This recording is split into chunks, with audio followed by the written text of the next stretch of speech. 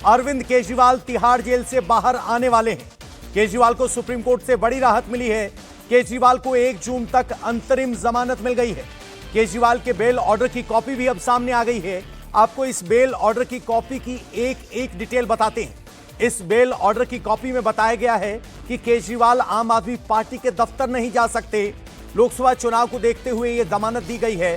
Kejriwal file sign नहीं कर सकते। दिल्ली सचिवालय भी केजरीवाल नहीं जा पाएंगे। शराब घोटाले के बारे में कोई भी बयान देने पर भी अरविंद केजरीवाल पर रोक लगाई गई है। हमारे सहयोगी अतुल भाटिया इस वक्त सीधे सुप्रीम कोर्ट से जुड़े हुए हैं। अतुल, बेल कॉपी सामने आई है, शर्तें हमने बताई हैं, और क्या क्या कहा गया है इस बेल कॉपी में? देखिए पवन, जिस तरीके से सुप्रीम कोर्ट ने अंतरिम जमानत दिल्ली के मुख्यमंत्री अरविंद केजरीवाल को दी, 1 जून तक ये अंतरिम जमानत रहेगी और 2 जून को उनको दिल्ली की तिहाड़ जेल में सरेंडर करना होगा। जिसके सुप्रीम कोर्ट में ऑर्डर आया उसके बाद हम भी अब आम आदमी पार्टी के ऑफिस पहुंच चुके हैं। यहाँ पर ढोल नगाड़ों की आवाज आ रही है, लेकिन सुप्रीम कोर्ट ने जो आदेश दिया है उसके मुताबिक 50,000 के निजी मुचलके पर जमानत जो है वो दिल्ली के मुख्यमंत्री अरविंद केजरीवाल को दी गई है। मुख्यमंत्री दफ्तर नहीं जाएंगे और दिल्ली सचिवालय भी नहीं जाएंगे। बिना उपराज्यपाल की अनुमति के किसी फाइल पर साइन नहीं करेंगे। शराब नीति घोटाले में अपनी भूमिका को लेकर कोई टिप्पणी नहीं करेंगे और किसी गवाह से कोई संपर्क नहीं करेंगे।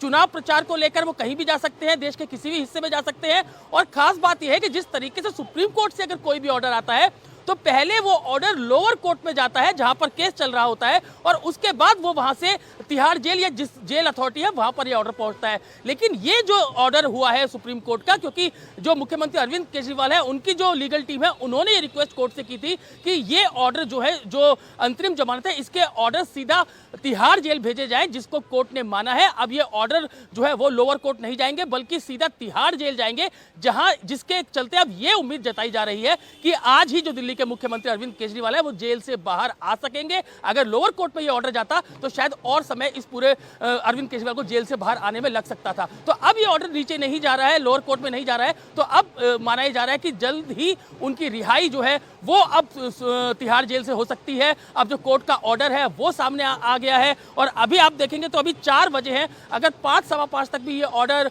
जो है वो तिहाड़ जेल पहुंच जाता है तो निश्चित रूप से आज ही रिहाई दिल्ली के मुख्यमंत्री अरविंद केजरीवाल की तिहाड़ जेल से हो सकेगी। लेकिन जिस तरीके से कोर्ट ने ये ऑर्डर दिया है तो देखने वाली बात होगी कि हालांकि सचिवालय का हमने पढ़ा कि सचिवालय वो नहीं जा सकेंगे, अपने दफ्तर नहीं जा सकेंगे, तो क्या वो आम आदमी पार्टी के दफ्तर में पहुंचेंगे? लेकिन यहाँ पर आप देख सकते हैं कि आम आदमी पार्टी कार्यकर्ता जो है वो यहाँ पर आम आदमी पार्टी के दफ्तर में जुटना शुरू हो गए हैं। ढोल नगाड़ों की आवाज अंदर से आ रही है। लेकिन जिस तरीके से ये अंतरिम जमानत सुप्रीम कोर्ट ने दी है, 1 जून तक ये अंतरिम जमानत है और कोर्ट ने ये भी बोला है, सुप्रीम कोर्ट ने ये बोला है कि क्योंकि ये चुनाव का टाइम है और वहां पर इस तरीके से अगर एक नेता को यानी कि दिल्ली के मुख्यमंत्री को अगर जेल में रखा जाता है तो यह गलत होगा, इसलिए असाधारण स्थिति है।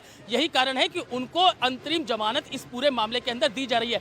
लेकिन पवन, इंपॉर्टेंट बात यह है कि कभी भी अरविंद केजरीवाल की तरफ से किसी भी कोर्ट में उनके किसी वकील ने जमानत नहीं मांगी थी। सुप्रीम कोर्ट ने, हमने देखा कि पिछली से पिछली सुनवाई के दौरान बाकायदा सुप्रीम कोर्ट ने खुद ये कहा था कि क्योंकि ये जो चैलेंज किया गया है अपनी गिरफ्तारी को लेकर मुख्यमंत्री अरविंद केजरीवाल ने और जो ईडी को कस्टडी दी गई थी उसको सुनने में काफी समय लगेगा और हो सकता है कि ये ऑर्डर जो है वो गर्मी की छुट्टियों के बाद आए। यही कारण था कि कोर्ट ने जो दोनों, चाहे वो ईडी के वकील हो चाहे वो अरविंद केजरीवाल के वकील हो अभिषेक मनु सिंघवी, उनको ये कहा था कि अब वो अंतरिम जमानत पर कोर्ट सुनवाई करेगी और दोनों पक्ष जो है वो पूरी तैयारी के साथ कोर्ट में आए।